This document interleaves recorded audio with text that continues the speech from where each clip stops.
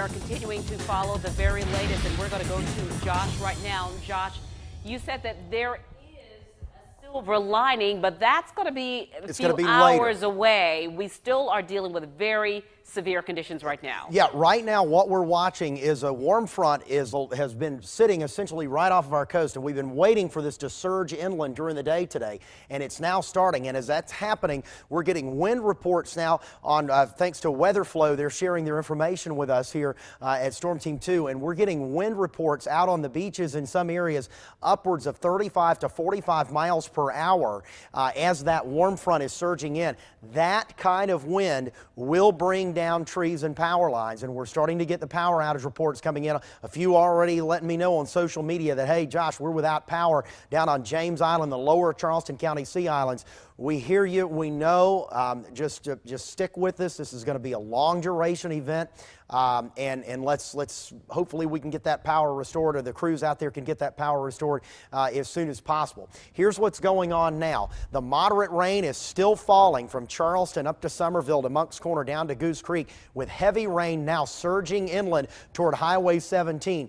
If you're in North Mount Pleasant, up north of 41, this is coming in your direction. The Isle of Palms, you're seeing it on the north end right now, and heavy stuff just off the beaches there of the Isle of Palms, as that flash flood warning remains in place for just about everybody that can hear me right now in the low country through the afternoon hours. As we put the radar into motion, you can see this fetch of moisture continues to stream in off the Atlantic, and the heavier rain is going to be picking up once again in downtown Charleston. You've caught a little bit of a break. Here we are now about 7 minutes away from high tide. I'm going to step out and see if we've gotten another update from the National Weather Service on tide levels. As of last check, we were just over 8 feet. Okay, that's and what we are looking for with the forecast here is an 8.1 to 8.5 foot tide that would occur at around 1:04. We do know, according to the warning coordination meteorologist at the National Weather Service office in Charleston, that the tide has surpassed 8 feet. We don't know how high it is. If it is over 8.11, that means that's the highest tide that has been observed in Charleston Harbor since 1989 in September, and that was during Hurricane Hugo. That does not mean that the tide is as high as it was at that point in 1989, but it's the highest since that point. So just make sure that as we go through the next hour or so, because remember, with an onshore wind, there's actually a lag time before the tide starts to roll back out again. So this warm, moist air continues to come in off the ocean and is really going to increase here. As the thing we didn't want to see was that surge of warm air coming in off the beaches at high tide, because that allows more moisture to come right back in. In fact, let's go to Christine Kohler.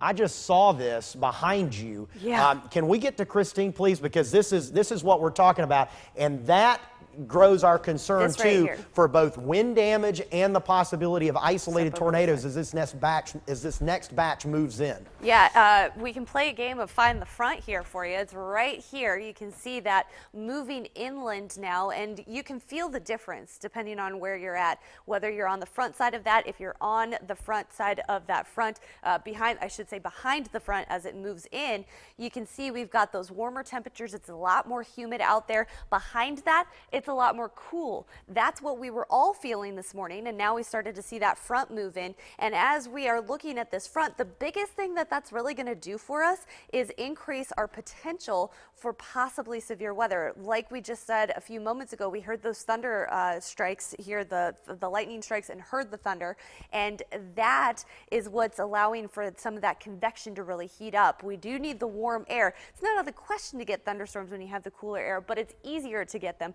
when you have this warmer, more moist air mass moving in. So that, unfortunately, doesn't do us a whole lot of favors. That is going to increase our potential for severe weather. We're talking about the increased potential for thunderstorms and the increased potential for tornadic activity. And we've watched some rotation so far today. And we're getting some social media reports now of trees down near the Snee Farm neighborhood in Mount Pleasant. Power outages are going up. And according to Ryan Nelson, she is tweeting us right now, Christine, and saying that she's experiencing huge wind bursts in Mount Pleasant right now. And that's this warm front surging in.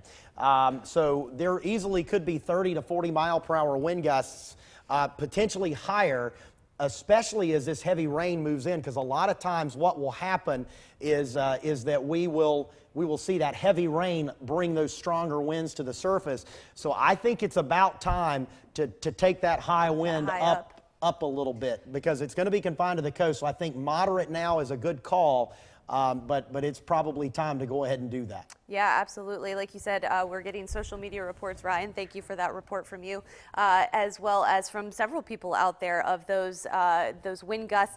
We've already had reports of downed trees, and this is with winds a little bit less than what we're predicting here over the next several hours. So that's, Josh is absolutely right. When we get done with this graphic, we're going to update that and bump that up into the moderate category. As I was saying, moderate risk for tornadoes as we head through the rest of the afternoon hours. The warmer it gets out there, the easier it is to get some of that convection going, which is what we really need to get those tornadoes going. And as I said just a few moments ago, we've seen some rotation. We did have an area off the coast, about 50 miles off the coast of Edisto Beach, that we were looking at. And of course, the flooding. That is, of course, the biggest thing that we are talking about, but we can't neglect those other things that we're talking about here.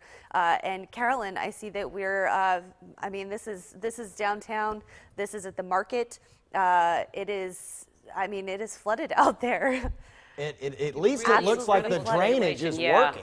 Yeah. And what's really important right now is that people stay put, but for people who absolutely feel threatened, we heard this from Charleston Mayor Joe Riley just a short time ago during a live news conference, and as well as Charleston Police Chief Greg Mullen, that if you feel threatened that you can in fact be transported, call 911. City of Charleston Police will come and get you and safely transport you to a shelter. There's a shelter that's open at the United Methodist Church on East Montague Avenue, as well as the Al Cannon Detention Center. Both of those are open. Or if you simply feel like you need your home to be more secure, they will bring you a sandbag, and the number for that is 843-724-7367. Again, 843-724-7367. Well, right now we are going to head to downtown Charleston just a short time, but first we'll take a break and be back right after this.